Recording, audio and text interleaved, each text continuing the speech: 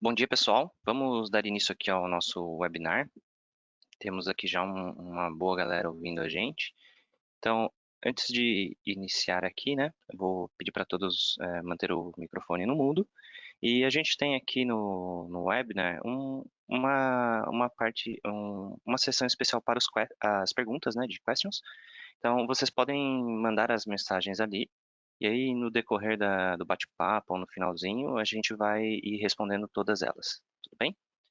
Então, dando sequência e dando início aqui na apresentação, o objetivo é falar um pouquinho de API Governance e trazer um pouco da nossa experiência, os cases que a gente tem participado e compartilhar com vocês a importância disso dentro das organizações, né? Então, me apresentando aqui primeiro,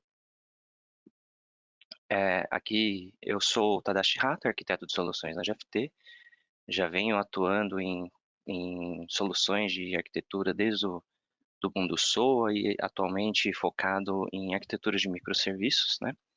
E API Governance. Então, em vários clientes, principalmente no setor financeiro, varejo e seguros. Bom dia, pessoal. Aqui é o Carlos Cazu. Sou responsável pela área de Customer Innovation Solutions da GFT Brasil, que é a área que engloba as nossas áreas de tecnologia, nossa área de agilidade, nossa área de inovação, nosso laboratório. Então, né, os times de tecnologia ficam dentro dessa estrutura.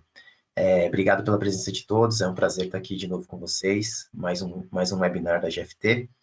E hoje nós vamos falar de API. O Tadashi vai contar um pouquinho das experiências que ele mesmo já teve, que a GFT como empresa tem enfrentado aí ao longo dos últimos anos, tá bom? Vamos lá, Tadashi. Beleza, vamos lá. Então, aqui, apenas para apresentar, como temos muitas pessoas participando, né? Mostrando um pouquinho de em quais localidades a GFT está presente. Então, estamos aí em mais de 15 países, né? Estamos em 15 países, em várias localidades. E hoje já quase 6 mil funcionários, né? Então, crescendo bastante, atuando em diversos segmentos. E até o Cazu vai poder falar um pouquinho mais todos os segmentos e as nossas offerings, né? Legal.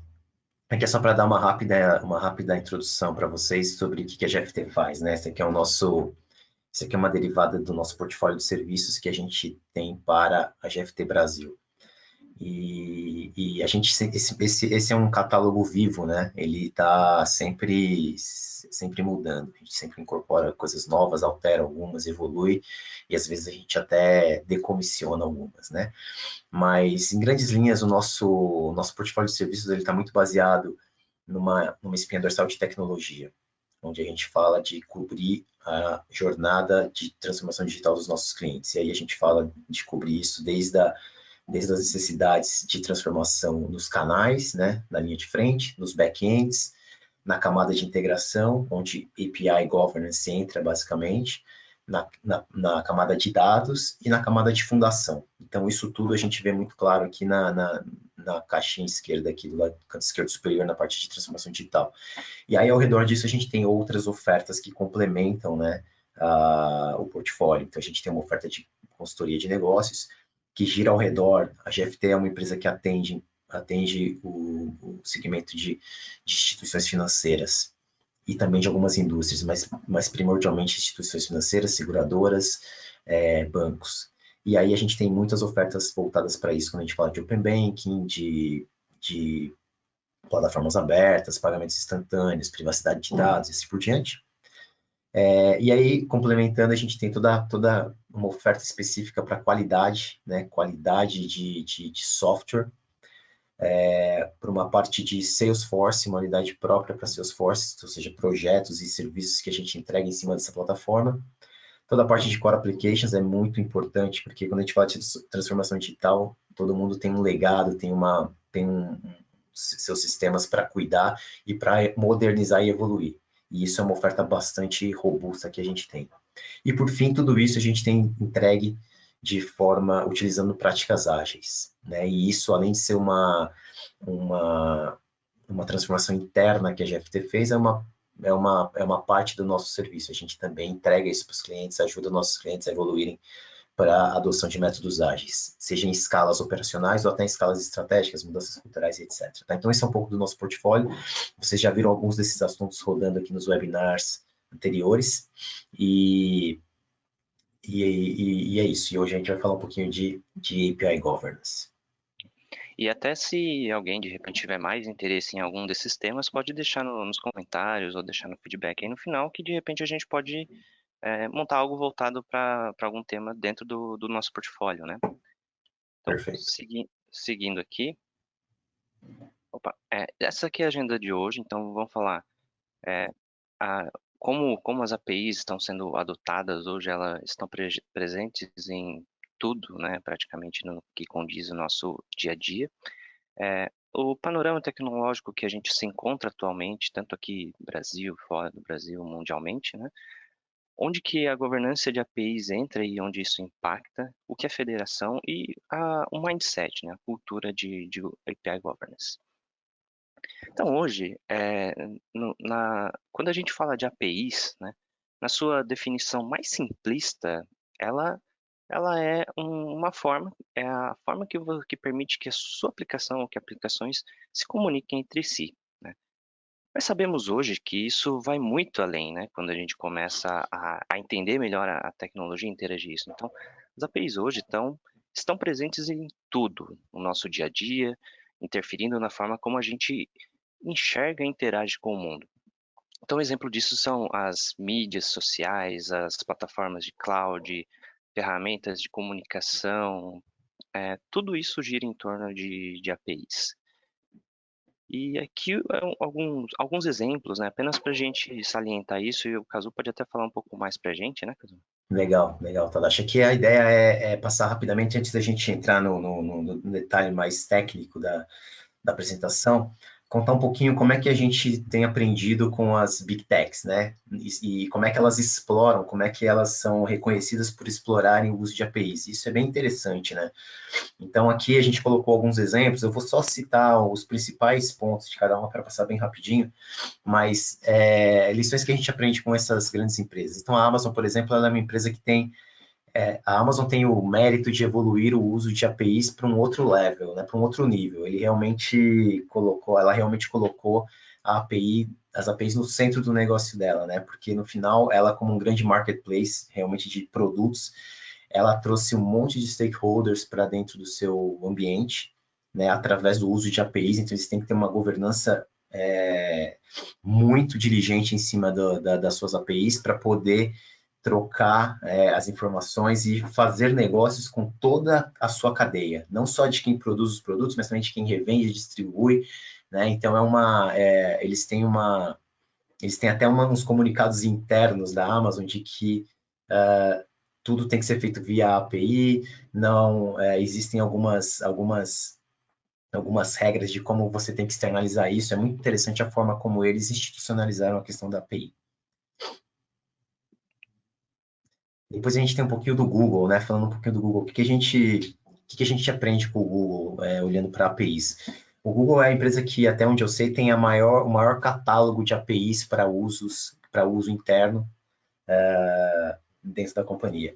Eles têm uma área só para organizar tudo que eles fazem em APIs, tudo que eles têm de API. Então, o que é legal no Google é que eles colocaram o design das APIs nos estágios iniciais de definição dos produtos. Como uma empresa de tecnologia, ela realmente traz como que a API vai fazer parte da estratégia e do design do produto. Isso é muito interessante porque coloca a API no centro do negócio, tá? Então, eles realmente colocaram isso e externalizam isso muito bem.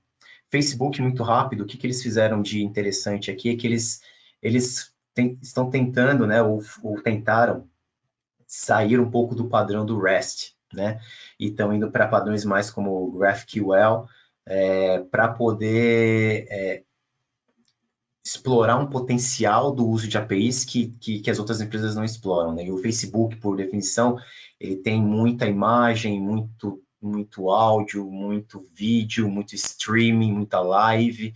Então, esse é o tipo, eles têm também trabalhado muito a sua plataforma para conseguir abarcar tudo isso dentro das suas camadas de APIs. seguindo. A gente tem a Apple aqui, acho que o que a gente pode falar da Apple é muito mais no sentido de destacar que a Apple Store é um, é um marketplace tão importante para a Apple que, né, a Apple é uma empresa basicamente de devices e ela tem o maior marketplace de produtos do mundo, né?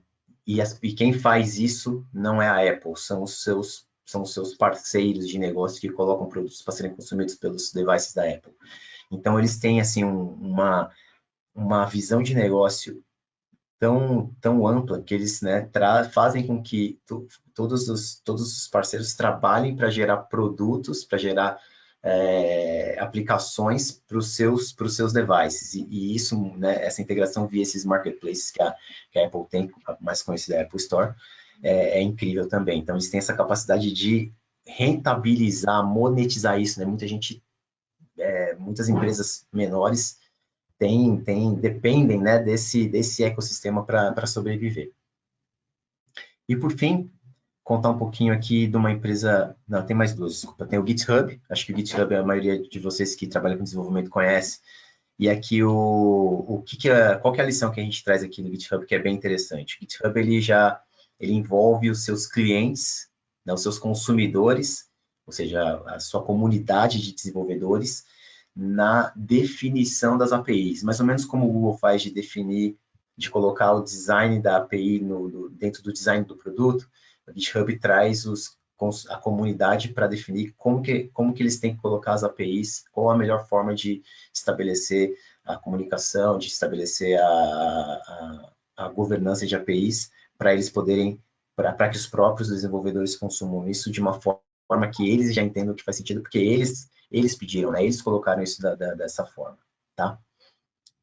E por fim, dar o exemplo de uma empresa chamada Stripe, não sei se todo mundo conhece, Stripe é uma empresa que basicamente é uma empresa provedora de APIs. Stripe é uma empresa que permite que qualquer pessoa ou qualquer empresa se transforme numa empresa de serviços de pagamento.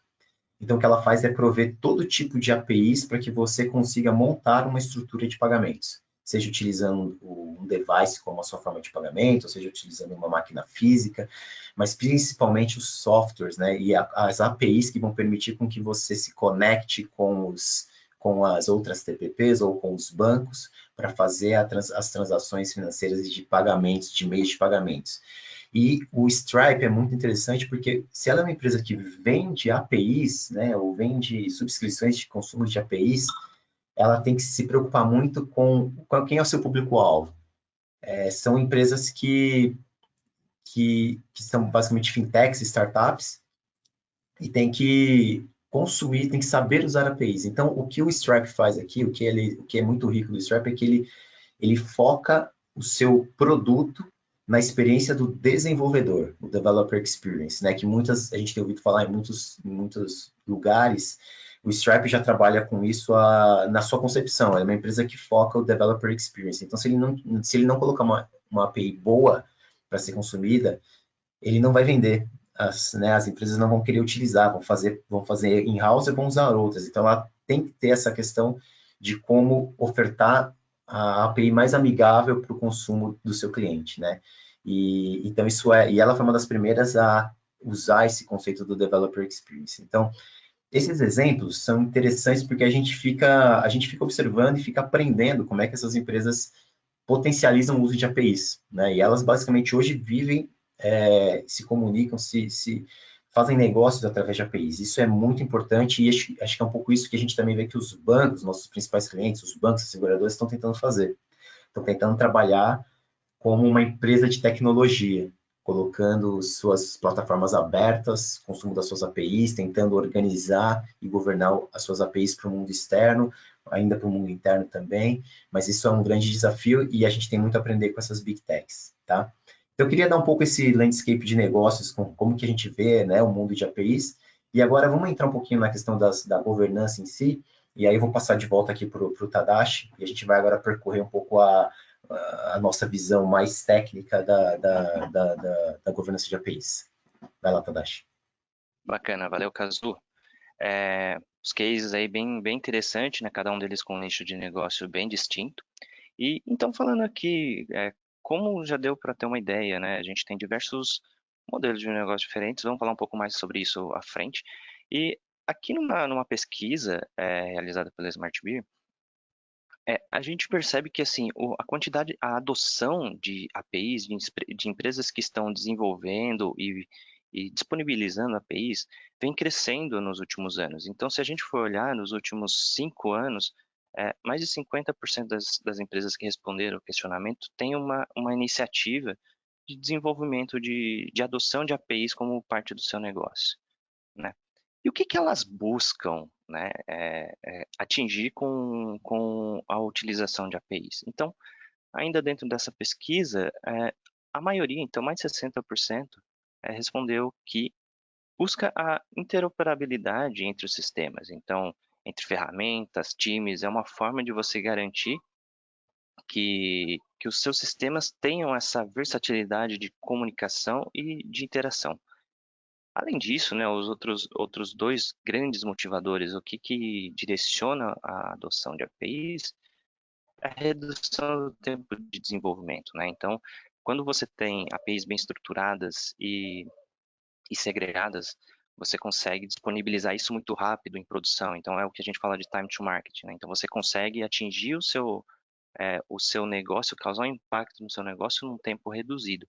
E isso, com certeza, hoje quem solta primeiro o produto no mercado sai na frente, certo? Então, isso também é um dos grandes direcionadores e motivadores de adotar APIs. Além disso, né, a extensão de funcionalidades dos produtos, serviços, então, quando sua organização, empresa, já possui o seu próprio produto, possui um segmento de negócio, e é uma forma de você estender essas funcionalidades e abrir novos mercados, né?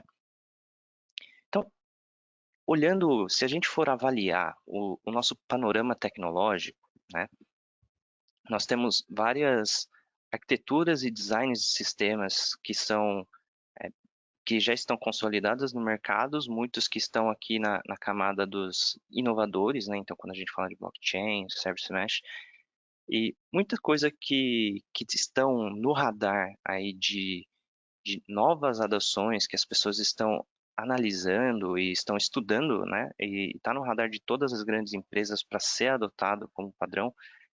E na verdade muitos deles já estão bem consolidados. A questão de programação reativa, é, CQRS, Actor Model, Serverless, GraphQL, então arquitetura evolucionária. E quando a gente vai para aquilo que já é consolidado, a gente fala de arquitetura baseada em eventos, né? E consistência eventual, microserviços. E se a gente for olhar ainda mais a fundo nessas arquiteturas, nesses padrões de design de sistemas, a gente vai perceber que as APIs estão presentes em todas elas. De alguma forma, as APIs fazem parte da fundação eh, dessas arquiteturas. Então, agora que a gente já falou um pouquinho do panorama tecnológico, vamos falar assim, ok, e o que é a governança, né? Então, a governança de APIs é o que a gente chama, é um conjunto de processos que você precisa definir, né, que contemplem todo o ciclo de vida de uma API, desde o momento em que você descobre a necessidade ou que surge essa necessidade, até o momento onde você faz o desenvolvimento, a publicação e possivelmente, né, a descontinuação disso. Além disso, as diretrizes, política de segurança, tudo que contempla um mundo de APIs, né? Então, por que isso é importante? É importante para você garantir a consistência, você ter um inventário de APIs, então, você ter essa visibilidade tanto para sua organização quanto para externos, né? Prevenir duplicações, então, garantir que você tenha de fato consistência entre as suas APIs e você não vai ter várias APIs fazendo as mesmas coisas ou coisas similares, né? E dessa forma você vai garantir que você tem um desacoplamento entre os sistemas, os componentes envolvidos.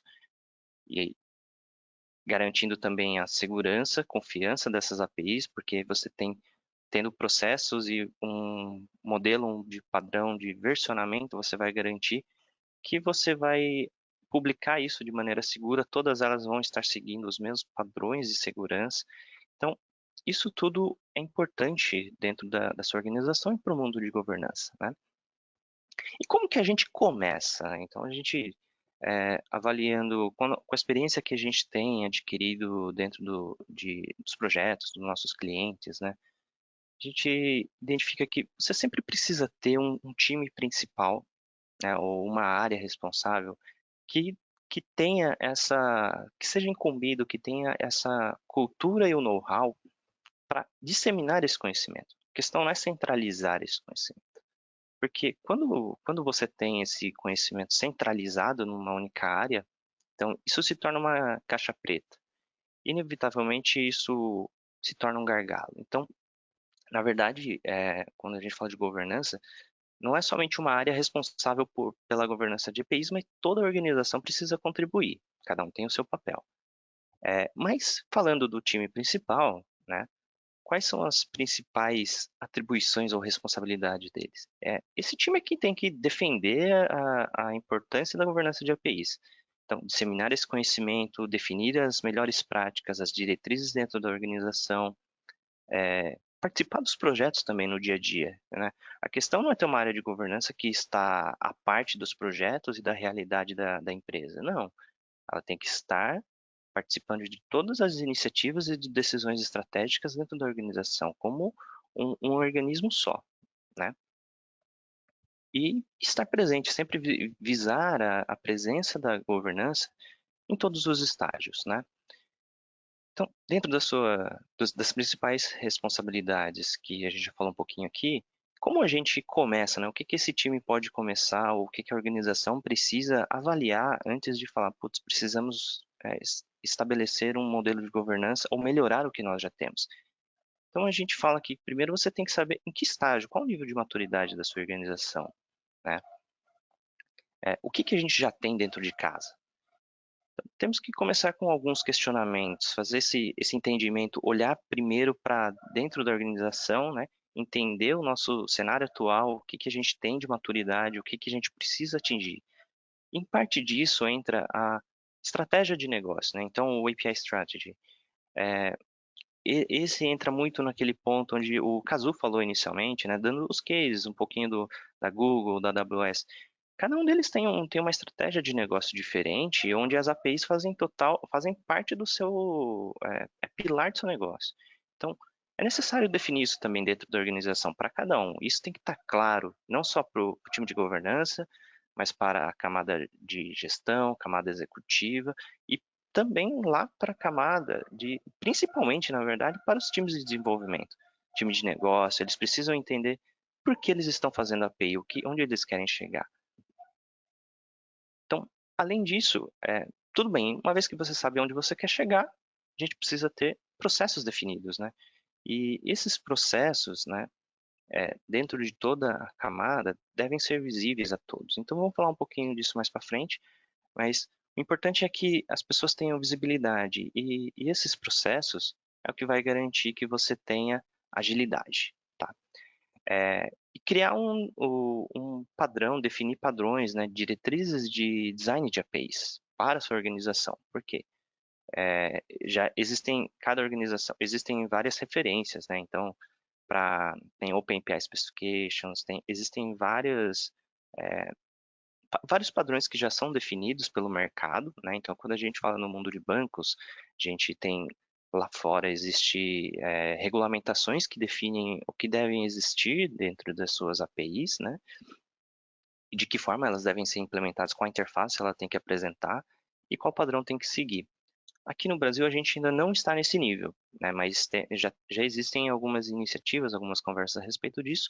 Porém, a própria comunidade, então, quando a gente fala de REST, existem vários padrões que a própria comunidade de desenvolvimento já adota como padrões.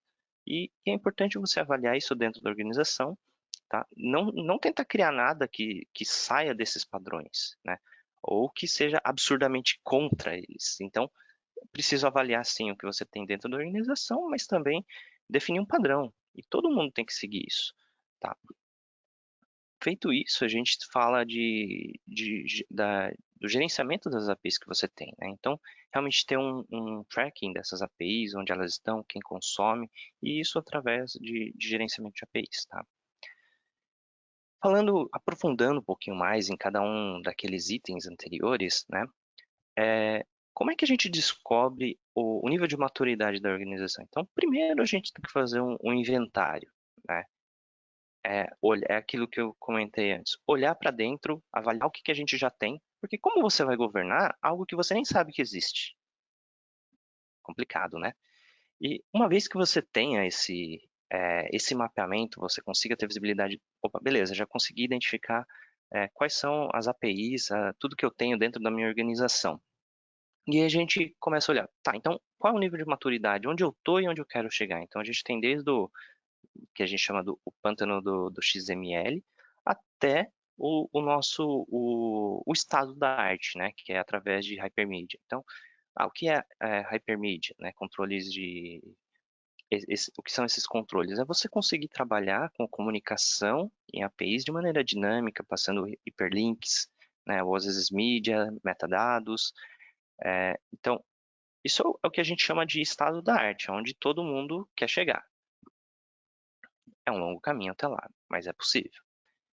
E, e ainda dentro disso, uma vez que você conseguiu fazer um mapeamento do que você tem dentro de casa, onde e qual nível de maturidade você tem, você já consegue iniciar é, uma análise mais voltada para o negócio. Então, dentro daquele contexto de cada organização visa a utilização de APIs com um foco de negócio. A questão é, o que você quer? Então, esse negócio precisa estar bem claro, né? Então, quais são os seus objetivos dentro da organização e para o mercado dentro da utilização de APIs? Então, existem aqui, eu elenquei os quatro principais, que são os quatro mais utilizados, né? Que as organizações vêm adotando e que vemos também dentro dos nossos projetos. Então, muitas disponibilizam APIs gratuitos dentro do produto que você possui ou dentro da sua página. Por quê? Porque você ganha dinheiro de forma indireta, né? Vamos dizer que, dando alguns exemplos, por exemplo, para você utilizar APIs de login, né? Por exemplo, fazendo login com a sua conta do Google, conta do Facebook, você não paga por isso. Você que está utilizando, ou às vezes a empresa que está utilizando isso como recurso. Mas, nesse caso, é a empresa. Então, o Google está ganhando com o quê? Com a sua informação. Você é o produto dele. Então, eu estou disponibilizando isso aqui de graça, mas na verdade eu estou ganhando com o que você tá, com a forma como você utiliza ou interage com as APIs. Então, esse é o modelo de negócio. E outros casos, né, quando a gente estende as funcionalidades do meu negócio. Então, tô falando dentro da minha organização, eu tenho um produto, sei lá, tenho o meu produto aqui que faz pagamentos, meio de pagamentos. Ou eu tenho um produto que, enfim, faz processamento de dados pesados. E eu posso disponibilizar APIs que permitam que outros venham consumir isso, estendendo as funcionalidades que eu já possuo. Então, eu quero expandir meu negócio. Hoje eu tenho uma carteira de clientes, eu quero expandir, eu quero que meus clientes passem a utilizar mais o meu produto ou e tentar atrair novos com isso, né?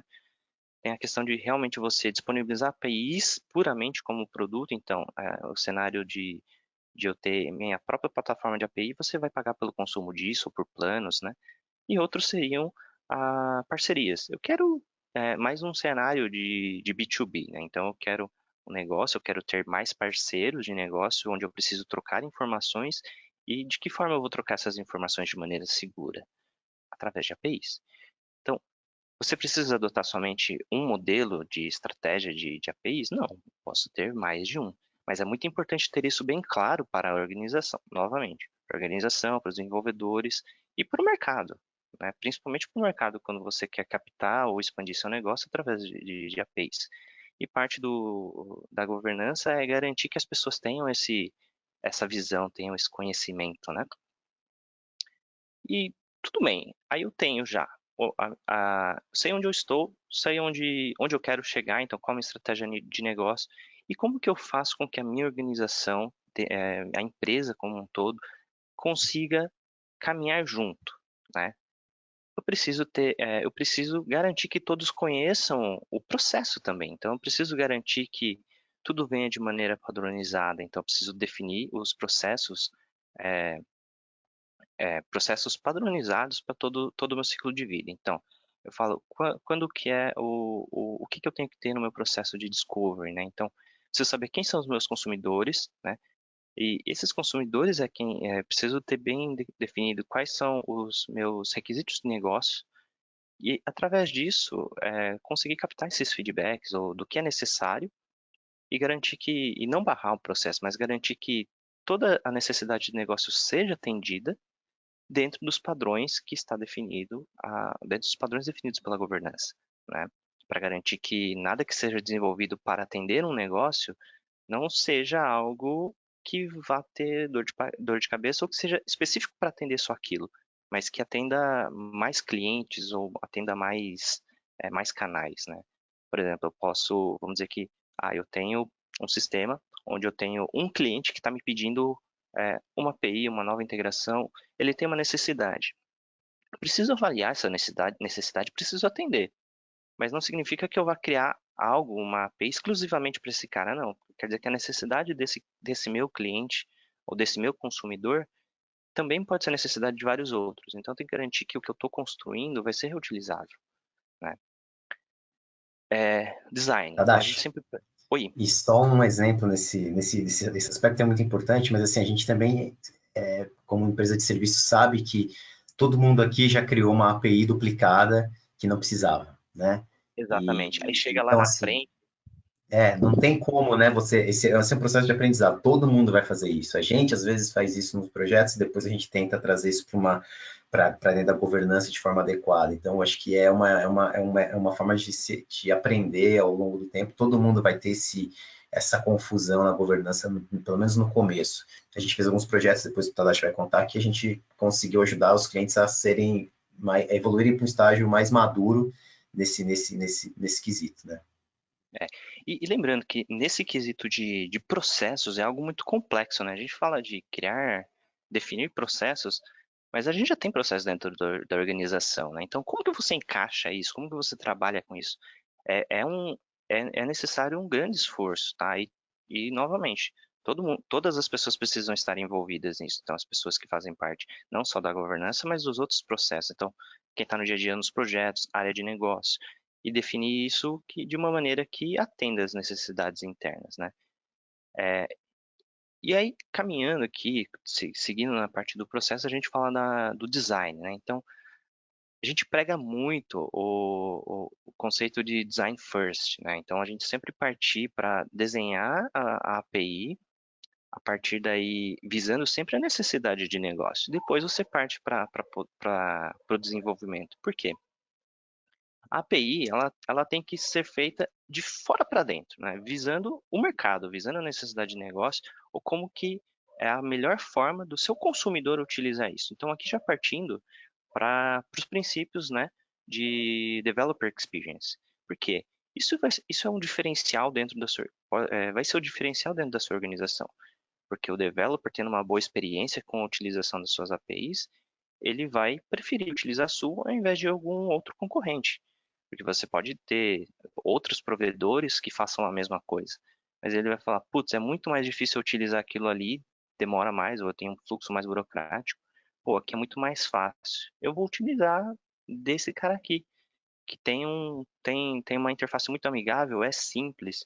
Então, isso abre portas, isso abre negócio, isso aumenta o seu ecossistema, aumenta a sua carteira de clientes. Então, a gente sempre prega é, os princípios de design first. E durante o desenvolvimento, como que lembro que lá no início a gente falou, pô, a gente quer atingir o time, reduzir o time to market, a gente precisa atender rapidamente as necessidades do mercado, né? Então, tendo design first, tendo processos estabelecidos, eu consigo partir para outras abordagens aí mais técnicas, né? E fazer a automatização desse processo, adotar princípios de DevOps, fazendo com que o meu desenvolvimento seja escalável e ter várias squads trabalhando nisso e desenvolvendo microserviços, por exemplo. E dessa forma eu sempre vou conseguir ter controle, vou conseguir reduzir esse tempo e vou conseguir atender as necessidades do mercado. porque a necessidade muda. Eu tenho uma necessidade hoje e eu preciso o quanto antes entregar isso em produção.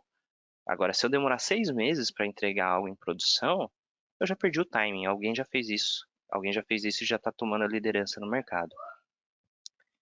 Então, na parte de execução, né?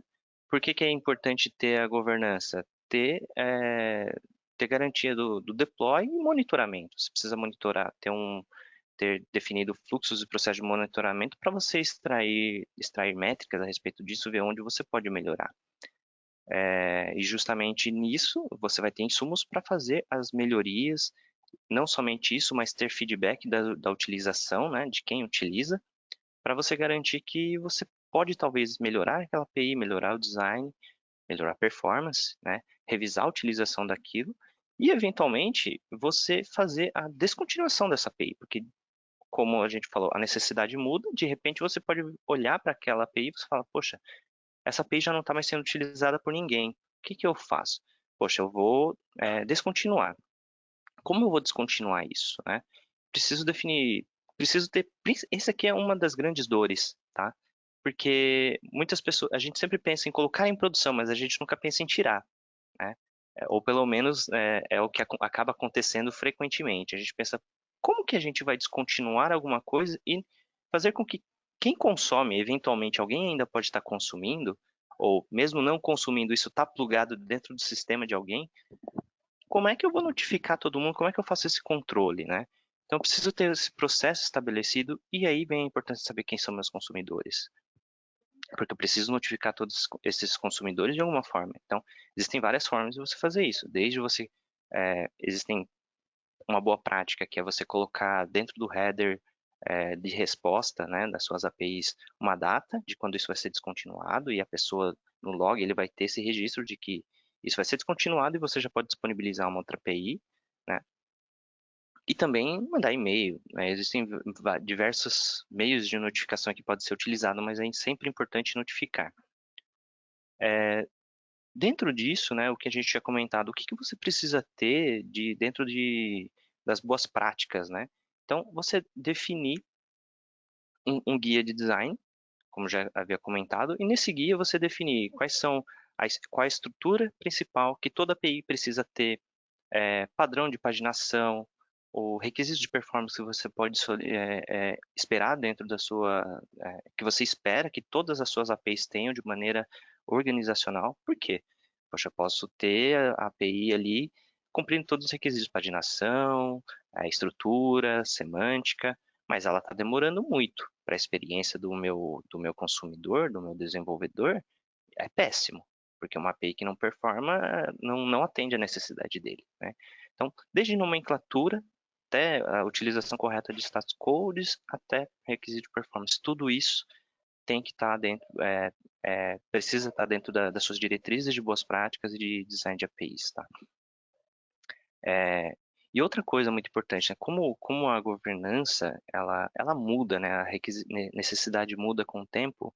Você precisa ter a gente recomenda que você tenha um radar tecnológico dentro da organização para avisar, ficar sempre de olho o que que a comunidade está usando, o que que as pessoas estão criando de ferramenta, de novas abordagens para conseguir resolver problemas que cada um tem. Cada negócio possui cada nicho de negócio possui as suas dificuldades, os seus desafios, e isso gera solução. Então, é importante manter esse olho no mercado, o que está sendo utilizado, soluções que podem também resolver um problema que você tem internamente, né? E adotar ferramentas para auxiliar. Então, como eu falei, eu posso ter ferramentas de DevOps que auxiliem é, a maximizar o meu tempo de entrega, né? De uma API desde o momento que eu estou fazendo design até a entrega. Então, posso ter N ferramentas aqui, ou até ferramentas que me auxiliem a fazer o tracking dessas APIs, como uma ferramenta de API Management, e principalmente a questão de padrão de versionamento, que toda API tem que seguir esse mesmo, tem que seguir um padrão, né? E existem vários padrões até definidos aí pela comunidade, desde Semantic Versioning ou padrão de versionamento HTTP, que são com 2 dígitos. E dando sequência, por que que é importante você ter, falando, né, nas ferramentas, né? Você você tendo a ferramenta a gente sempre recomenda ter um API Manager como ferramenta, seja ele open source, paga, não importa, é importante ter. Porque ele vai funcionar como um ponto único de entrada, então, para o desenvolvedor que está consumindo, ele sempre vai bater na mesma rota, ele não vai ter que ficar chamando diversos hosts diferentes para as APIs que são da mesma empresa, né? Então isso seria terrível, porque ele tem que começar a ficar se preocupando com isso internamente. E sem contar que você vai ter mais controle. Então, quando a gente fala de ferramentas dessa natureza, é para garantir que você vai conseguir ter controle de roteamento, controle de tráfego das APIs, vai conseguir aplicar policies de segurança, vai conseguir monitorar, saber quem são os seus consumidores e principalmente fornecer uma abstração da camada de segurança das suas APIs para a camada você fornece uma abstração da camada de segurança das suas APIs, ou seja, suas APIs não vão precisar ter um requisito tão forte em relação a saber quem está acessando. Você vai estar abstraindo isso. A única coisa que você vai fazer, provavelmente, no seu back-end é fazer algumas validações, né? Não vou entrar tanto nesse detalhe, mas isso facilita muito o desacoplamento entre o seu back-end com as políticas de segurança que você precisa aplicar. Porque senão toda vez que a política de segurança tende a mudar com maior frequência. E uma vez que você faz uma API acoplada com isso, se você tiver que fazer uma alteração, você vai ter que sair fazendo essa alteração em todas as suas APIs ou microserviços que você tenha, e isso é péssimo, né? E aí, aqui, já nesse caso, não. Você fazendo, através de ferramentas que façam isso, você fazendo alteração de segurança, você vai ter o controle de aplicar isso para todos ou especificamente para alguns, né? E até abrir portas para você criar regras específicas para APIs que realmente têm uma necessidade maior de segurança do que outras. Perfeito? E uma vez que você tem tudo isso instaurado, organizado, alinhado, tendo a organização com seus objetivos definidos e uma maturidade maior, a tendência é que você tenha um ecossistema de APIs muito maior, certo? E, na verdade, para muitas organizações é até o inverso, né? Você já tem um ecossistema de APIs muito grandes, mas está de uma forma caótica e você ainda não sabe onde elas estão. E você precisa escalar o seu time de governança, ou você precisa escalar operacionalmente todo esse processo. E como que você faz isso? Porque se você tem um time de 4 ou 5 pessoas que precisa atender 30 projetos ou 50 projetos, ou sabe-se lá quantas localidades a sua organização está presente, então, e ainda mais quando a gente começa a falar de organizações em nível global, né? Isso se torna inviável. Você não consegue ter um time só ali que consiga dar vazão para tudo. Isso se torna um gargalo, isso desmotiva as pessoas a utilizarem, e aí você tem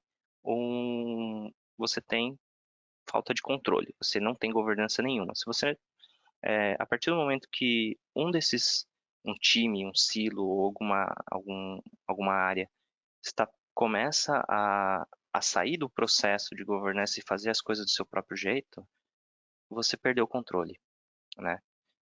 Então, de que forma você faz isso? Lembra que a gente tinha falado primeiro do time principal, né, que precisa tem que ter esse conhecimento e disseminar esse conhecimento. E disseminar esse conhecimento tanto para a área de negócio, os pontos focais do time de desenvolvimento, ou seja, é, os líderes técnicos têm que saber o que está definido no seu guia de design de APIs de core. Ele tem que dormir com isso embaixo do braço ali, debaixo do travesseiro. E se você perguntar, puta, qual é o status code que eu tenho que utilizar no cenário D, no cenário X? Pô, esse é o 201, ou 202. Então, são cenários onde, dessa forma, o que vai acontecer?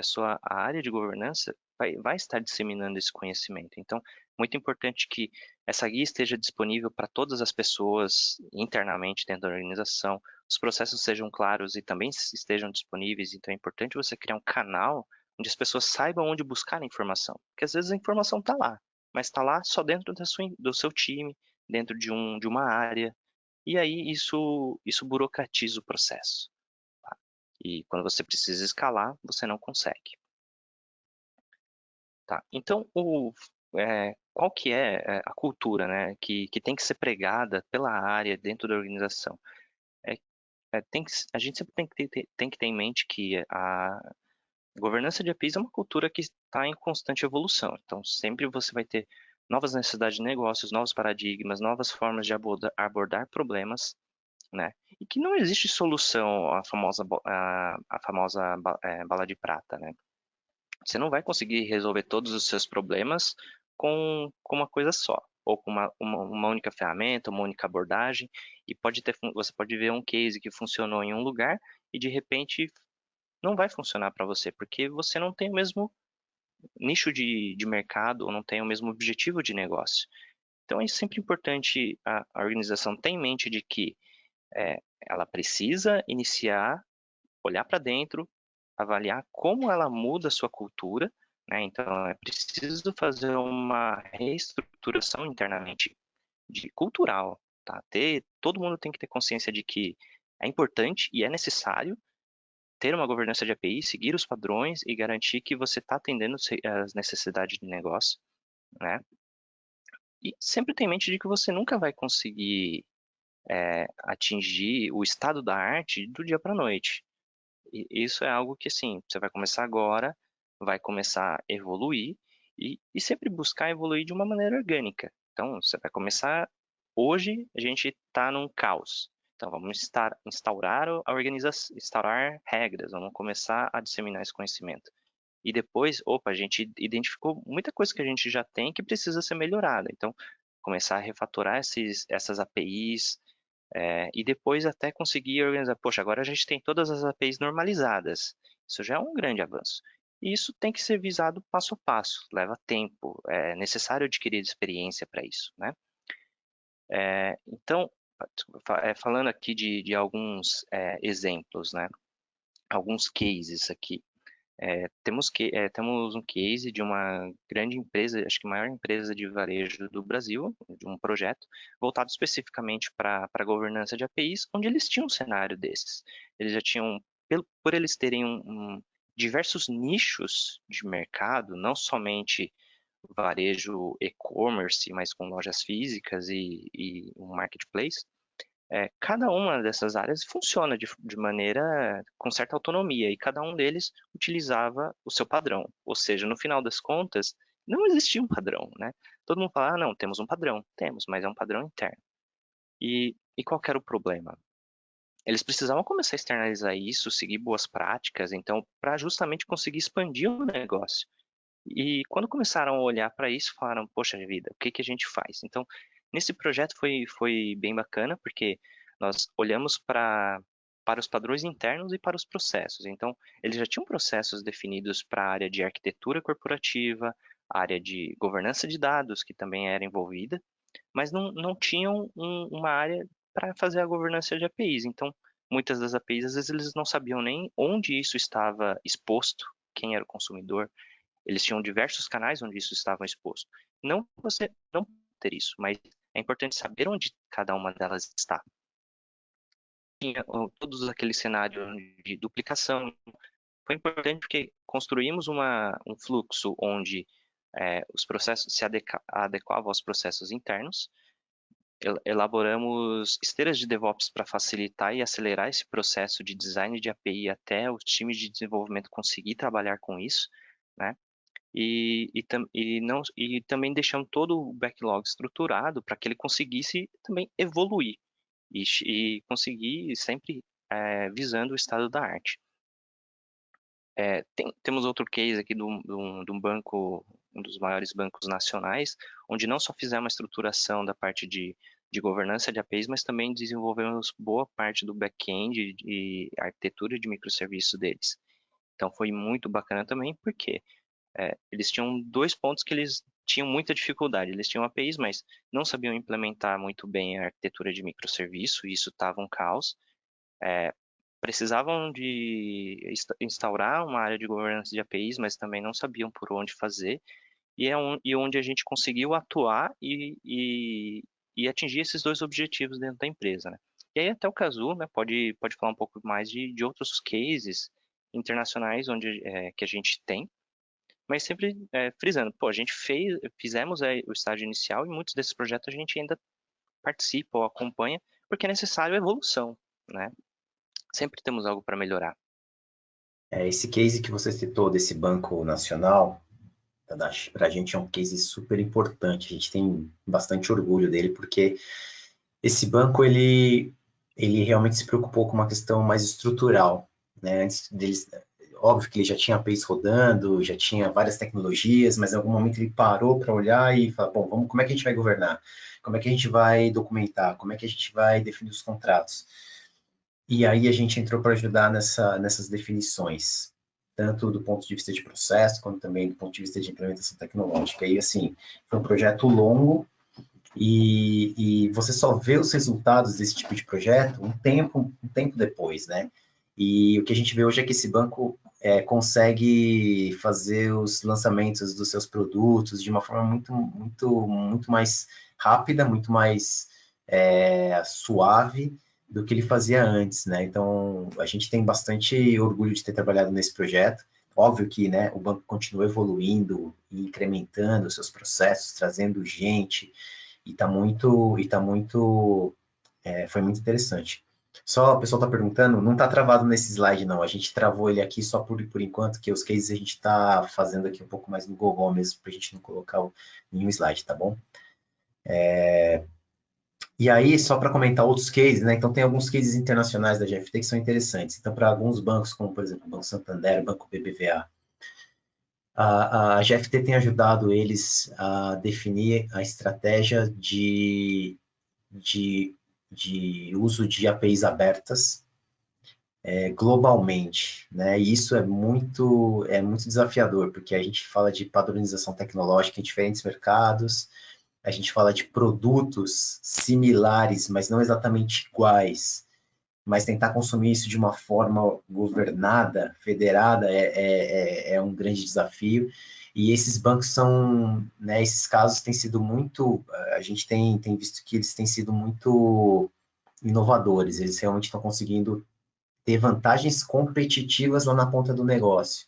Né? Então, eles têm ganhado prêmios de terem os melhores aplicativos e de as melhores funcionalidades embarcadas e respondem muito rapidamente às necessidades, conseguem ter uma experiência praticamente omnichannel de verdade, de fato, o que depende muito de você ter uma estrutura de APIs, né, e de integrações bem montada. Então, esses cases que a gente vem trabalhando com esses bancos, para nós é super importante. A gente usa eles muito para aterrissar essas experiências aqui dentro do Brasil. E acho que, por fim, né, se você passar mais um, Tadashi, só para a gente fechar,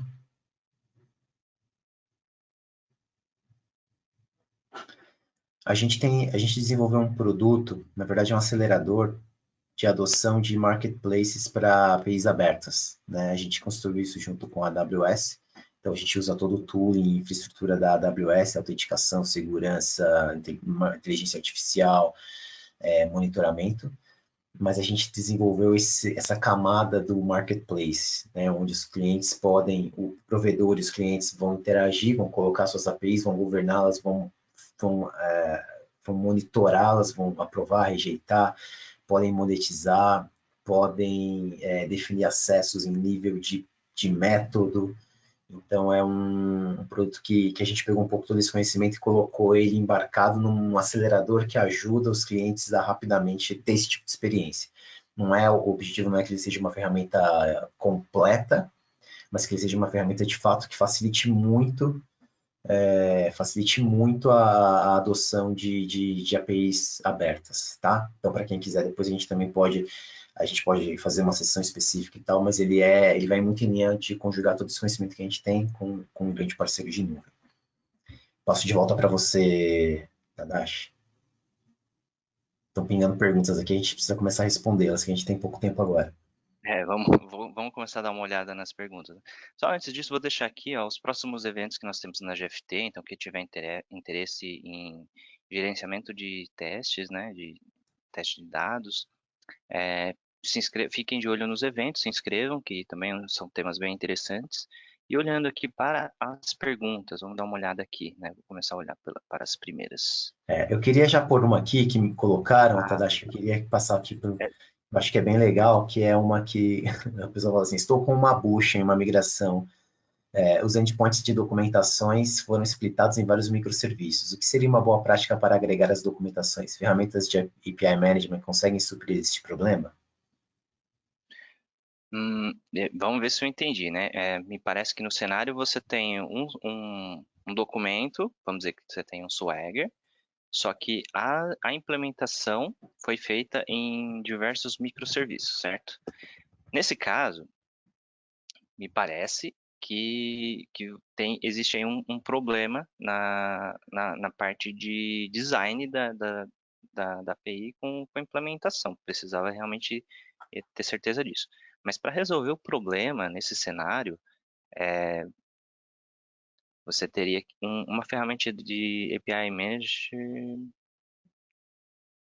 Você não conseguiria resolver isso com uma ferramenta de API Management, porque lá normalmente você só vai expor uma rota, né? Você expõe a rota que as pessoas vão consumir e para todo aquele conjunto de serviços que está dentro da sua API, você estabelece também qual é o base path, né? Então, no caso, realmente você teria que partir para outras abordagens, tá? Então, talvez avaliar um VIP ou algumas políticas de roteamento. Também depende muito da tecnologia que você tem disponível, tá? Então, você poderia utilizar alguns proxies para resolver isso, né? Mas depende muito da solução que você tem, ferramentas, arquitetura, tem muita coisa no mercado que poderia ser avaliado para isso, tá? Perfeito. Depois é o Everton que mandou. A gente pode falar aqui também, off-topic, aqui, se quiser entrar em mais detalhes. Eu vi que ele está respondendo aqui algumas coisas do tipo. Os devs documentam o Swagger no código usando docstring. Acho que depois a gente pode falar mais. Tem uma outra pergunta aqui. WSO2 é uma boa ferramenta? O mercado vem utilizando? Eu coloquei aqui, acho que a gente pode complementar, o Tadashi, mas eu só coloquei que a gente tem visto vários clientes usando o WSO2. É uma excelente ferramenta para catalogação, né? Mas eu não sei se você quer complementar um pouquinho, falar deles. Sim, sim. Olha, em questão de ferramenta de API Management, né, tem realmente, a gente tem, nos nossos cases, temos os mais diversificados gateways sendo utilizado, tá? Então, WSO2 é sim uma boa ferramenta, mas ele atende, é sempre necessário ver o seguinte, né? Qual é a sua necessidade de negócio e o que que o gateway faz? Porque depende muito. Ele é uma boa ferramenta, mas tudo tem suas limitações, né? Então, precisa realmente ser avaliado a questão de o que que você precisa expor, o que que você tem mais requisito, é requisito de segurança, monetização. Algumas ferramentas não fornecem essas facilidades. Então, no caso, você teria que implementar dentro de casa ou estender alguma coisa, ou utilizar outros controles. Então, é necessário avaliar realmente o objetivo, o que que você precisa e o que você pode utilizar. Tem muita gente que utiliza até o próprio os gateways da Netflix, porque é open source, não precisa pagar, só bota a infra e beleza. Porque isso atende a necessidade dele. Então, você pode, porque o WSO2, se não me engano, ele é free para utilização, mas você precisa pagar a licença dele quando você utiliza algo produtivo, se não me engano. Eu recordo que tem algumas limitações aí na versão gratuita, tá? Faz um tempo que eu não vi isso, que eu não vejo a o contrato, a parte de billing deles, mas eu me recordo que tinha algumas coisas desse tipo. Então, o que a gente tem visto muito de outras ferramentas, né? API Gateway da Axway, que tem bastante recursos, uma ferramenta bem complexa, bem completa também, né, na verdade. Alguns utilizam da Sensidia, mas um pouco menos, e outros utilizam os nativos que são do próprio provedor de cloud. Então, tem o API Gateway da AWS, da Google, eles já têm isso dentro da plataforma e muitos optam por utilizar isso pelas facilidades e toda a integração que tem. Então, depende muito da solução. Se a solução on-premise, é cloud, isso bem é discutível, tá? Inclusive, É, já tivemos até cases onde nós fizemos um trabalho de auxiliar um dos nossos clientes a decidir qual era o API Gateway que eles iriam utilizar. Fizemos um assessment, né? É até bom essa pergunta. que nós elencamos todas as principais features das ferramentas de mercado. Então, por exemplo, tem ferramentas API Gateway que são totalmente open source, tipo Kong, que você pode utilizar, subir na sua máquina, você não vai pagar licença. Tem APIs muito boa, documentação muito boa, e você pode utilizar. E isso pode de repente atender a sua necessidade, né? Então, tudo depende. E isso é parte do trabalho que a gente acaba fazendo em alguns clientes, tá? As pessoas acabam pedindo isso pra gente. Vamos tentar. Acho que a gente já deu a hora, né? Não sei se a gente ainda pode estender um pouquinho para ver algumas outras Vamos perguntas. rapidinho. Qual o nome das ferramentas do Netflix? O Everton está perguntando aqui também. Ah, cara, deixa eu me lembrar como que era. Eu me fugiu o nome também, tá? Eu me recordo que eles têm um API Gateway que eles utilizam e é open, é totalmente open, né? Igual o Eureka, né? Que é o Service Discovery que eles desenvolveram internamente e Uhum. disponibilizaram para a comunidade. É só jogar lá, até dar uma olhada Zul, se. o pessoal está falando aqui, deve ser o Zul. Acho que era o Zul, isso mesmo. Acho que é o Zul. E, cara, é bem simples de utilizar, então, mas ele é realmente, ele tem a funcionalidade de gateway mesmo, então é expor APIs, fazer controle de rotas, mas já não te fornece tantos recursos de gerenciamento, tá? Diferente de um API Manager. Então ele é mais o runtime ali, mas não tem tantos recursos de gestão das APIs, tá? Mas tudo depende da sua necessidade. Vamos ver se tem. Você já pescou alguma outra pergunta legal aqui? Vamos Deixa eu continuar olhando. ver aqui. Startups devem ter essa mentalidade de alcançar o estado da arte. Repete para mim? Startups? As startups devem ter a mentalidade de alcançar o estado da arte, que a gente comentou várias vezes, né? Cara, eu entendo que independente de ser uma startup ou uma grande corporação, acho que todo mundo deveria buscar o estado da arte, tá? Porque isso vai mostrar o nível de maturidade que você tem, vai aumentar o seu nível de conhecimento técnico, não só da organização, mas de todas as pessoas envolvidas, né? E isso vai melhorar a experiência do desenvolvedor que está consumindo isso, no final. Então, eu acho que sim, startups precisam visar o estado da arte, mas não só elas, todas as organizações, nós como os desenvolvedores, temos que buscar sempre conseguir atingir isso, porque é o que o mercado, eu diria que assim, hoje isso é uma tendência aqui no Brasil e é uma realidade lá fora, né? Tipo, então acho que quando a gente fala de governança de APIs, microserviços, né? Isso lá fora já é muito mais maduro, regulamentado e as pessoas utilizam isso. E eu acho que a tendência é que o Brasil também a gente acabe rumando para esse mesmo caminho, tá? Então, sim, todos deveríamos buscar atingir o estado da arte. Eu tenho uma opinião sobre esse ponto também, Tadashi, você está certo, mas eu acho assim que startups, principalmente, elas são muitas vezes são valoradas, o valuation delas vem muito em cima da capacidade de inovação que elas trazem, por serem mais ágeis, por serem menores, por serem mais, por terem uma mentalidade mais de inovação e de excelência. O valuation dela é muito mais em cima dessa capacidade intelectual do que na capacidade de caixa, de músculo financeiro, como, por exemplo, são os bancos. Então, a minha resposta para isso é sim, principalmente as startups. A gente olha para as startups para buscar o que eles fazem de diferente, por que eles são melhores, por que eles são mais inovadores que uma empresa tradicional, né? Então, acho que as startups têm que buscar isso. E quem não buscar, seja startup, seja uma empresa grande, seja um banco, seja uma mineradora, vai ficar para trás nessa onda que a gente está vivendo. Então, mas eu acho que a questão do valuation das startups está muito associada à capacidade, sim, delas serem estado da arte em algumas matérias, tá? Minha opinião. Legal, Bom, bacana. Eu acho que a gente a gente já passou 6 minutos, pessoal. Vamos precisar liberar aqui o webinar. Acho que eu queria agradecer muito aí a participação de vocês. Bastante gente conectada, bastante gente fazendo pergunta. Se vocês têm, a gente eventualmente perguntas que não foram respondidas aqui, nós vamos entrar em contato com vocês para responder. Quem depois respondeu a nossa pesquisa de avaliação da apresentação, a gente vai mandar o material do Open API Framework que a gente criou, a gente vai mandar esse material para vocês terem acesso, e depois a gente está também totalmente à disposição, a apresentação vai estar no YouTube, para que vocês olhem, e também podem entrar em contato via os e-mails que vocês receberam para atender o webinar, vocês também podem entrar em contato com a gente, que a gente volta o contato com vocês. Então, da minha parte é isso, Tadashi, quer fazer a palavra final aí?